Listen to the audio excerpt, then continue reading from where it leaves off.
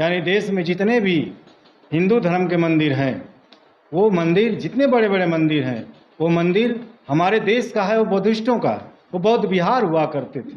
आज भी आप जाएंगे तो उसमें पाएंगे कि आज भी जो उसके अंदर गर्भगृह है, गर्भगृह में आज भी बौद्धों के चिन्ह वहाँ पाए जाते हैं। इससे साबित होता है कि मंदिर तो बाद में बने, पहले बौद्ध विहार थे। उस बौद्ध विहार को तोड़ करके विदेश से आए आर्य ब्राह्मणों ने उस पर कब्जा किया और मंदिर का निर्माण किया।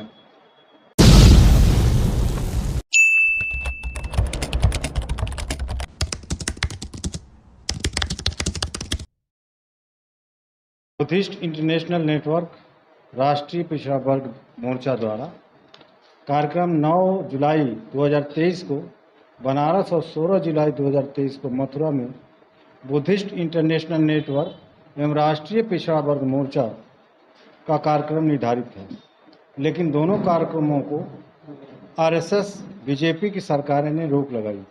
बनारस की जनसभा के लिए प्रशासन द्वारा अनुमति मिली थी और 9 जुलाई 23 को सुबह 1 बजे शांति मैदान आशापुर सारनाथ वाराणसी के मालिकों बरुणा जोन कमिश्नरेट पुलिस उपायुक्त द्वारा परमिशन निरस्त करने का लेटर थमा दिया गया, जबकि अधीक्षक को इसकी कोई भी सूचना नहीं दी जाती।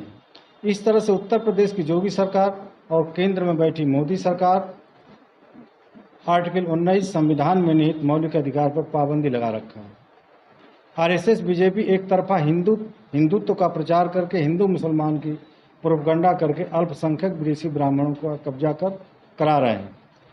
काशी मथुरा का विवाद इसी तरह से खड़ा करके मूल बौद्धों का विरासत पर नाजायज तरीके से कब्जा करना चाहते हैं। यानी देश में जितने भी हिंदू धर्म के मंदिर हैं, वो मंदिर, जितने बड़े बड़े मंदिर हैं, वो मंदिर हमारे देश का है, वो बुद्धिस्टों का है।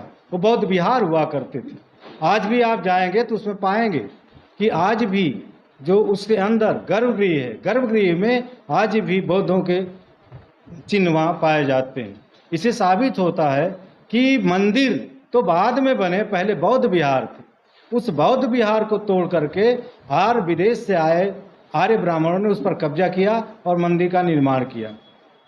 185 ईसा पूर्व के पहले यहाँ मंदिर नाम का कोई भी हिंदू धर्म का कोई भी मंदिर नहीं था।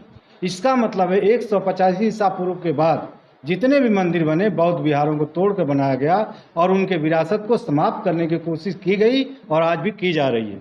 इसी के संदर्भ में पूरे भारत में जनता को जागृत किया जा रहा है कि भारत देश हमारा है और विदेशी आकर के इस पर आक्रमण किया है और जो हमारी विरासत है, बौद्ध स्तूप है, बौद्ध स्थल है, जो उन्होंने कब्जा किया है, उस पर सारे जनता को जागृत किया जा रहा है ताकि भारत के लोग जागें और अपने भारत के मूल निवासी और मूल धन को संभालें।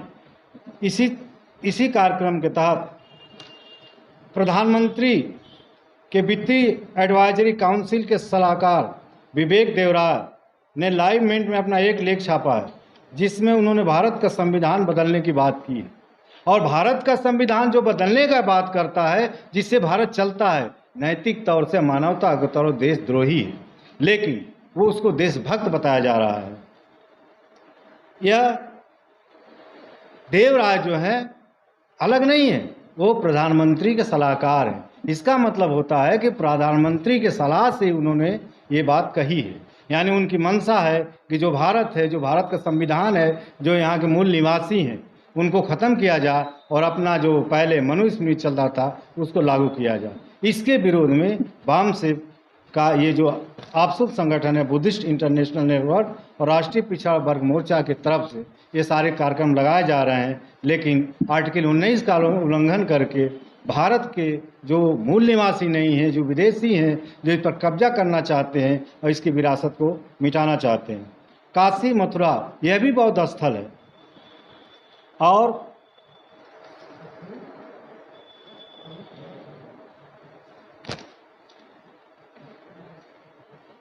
सन 2019 में राखी गढ़ी डीएनए अनुसंधान हुआ, जिसमें पाया गया कि ब्राह्मण विदेशी है, क्योंकि वहाँ जो कंकाल मिले वो कंकाल 4000-5000 वर्ष पुराने हैं और उस समय ब्राह्मण थे ही नहीं, इसलिए उनके डीएनए मिलने का सवाल ही नहीं उठता और डीएनए नहीं मिला। ब्राह्मणों का डीएनए ग्रुप का नाम R1A1 है और यहाँ के मूल निवासियों का L3AN है। इससे यह साबित होता है कि ये यहाँ के नहीं हैं, वेस्ट यूरेशिया के रहने वाले हैं, जिस स्टेप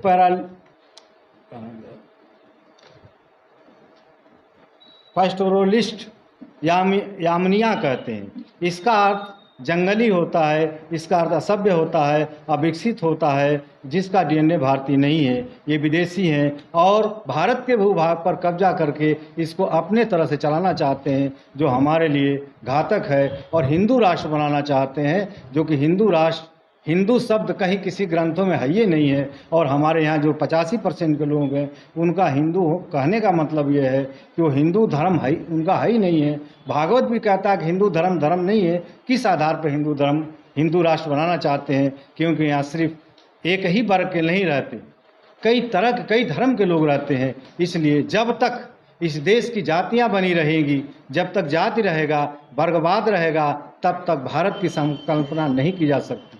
भारतीय संविधान कहता है समता, संप्रभुता, न्याय और बंधुत्व के आधार पर ऐसे जाति विहीन समाज का निर्माण जो भारत अखंड हो। और जिस भारत में खंड खंड बटा हो, जातियां बटी हो, वर्ग बटा हो, ऊंच नीच की भावना हो, विद्वेष की भावना हो, पखंड की भावना हो, वो भारत कभी भी एक कहा नहीं जा सकता। इसलिए भारतीय संविधान कहता है कि सारे लोगों को जातियां समाप्त करके एक मानव का दर्जा दिया जाए, जो राष्ट्र नैतिकता के आधार पर चले और सारे लोगों का कल्याण है। ये वाम से इसीलिए भारत के कोने कोने में प्रचार कर रहा है और ये बात को कह रहा है आप सभी मूल निवासी हैं, और जो मूल निवासी हैं वो मूल है यहाँ के, और इनका कर्तव्य होता है कि भारत जो विनाश की तरफ जा रहा था, जो सोने की चिड़िया कहा जाता था उस समय जो हमारे राजा थे यहाँ, लेकिन आज वो मिट्टी के बराबर भी नहीं है, ये पतन होता जा रहा है। तो जो चिड़िया है, सोने की चिड़िया है, लंका सोने का लंका था, सोने का लंका जलते राख खत्म होते समय नहीं लगा, तो सोने की चिड़िया की क्या औकात है इन ब्राह्मणों के आगे। इसलिए हम सभी को बताना चाहते हैं और जताना चाहते हैं कि भारत के जितने मूल निवासी हैं एकजुट हों, एक मंच पर आवें, एक ताकत लगाएं और ब्राह्मणवाद व्यवस्था का समापन करें। वो कहते हैं कि हम सनातन हैं। सनातन का मतलब क्या है? सनातन का मतलब आदिकाल, प्राकृत से मतलब है, जो पैदा हुआ मरेगा, जो भी आया जाएगा, यही सनातन है। नमस्ते का मतलब क्या है? नमस्ते का मतलब है हम नमस्ते करते हैं, यानी आपके अधीन है और आपकी बात मानना पड़ेगा। प्रणाम का भी यही मतलब है। ये लोग जय मूल निवासी न कह करके नमस्ते कराते हैं, प्रणाम करते हैं, पाँव लगे कहते हैं। इसका मतलब है कि हम गुलाम हैं और गुलाम बने रहेंगे। इसी का वो प्रचार करना चाहते हैं। यहाँ का जब तक जाति व्यवस्था खत्म नहीं होगी और सारे लोगों को सचेत नहीं किया जाएगा, जैसे कि बुद्ध ने किया क्या?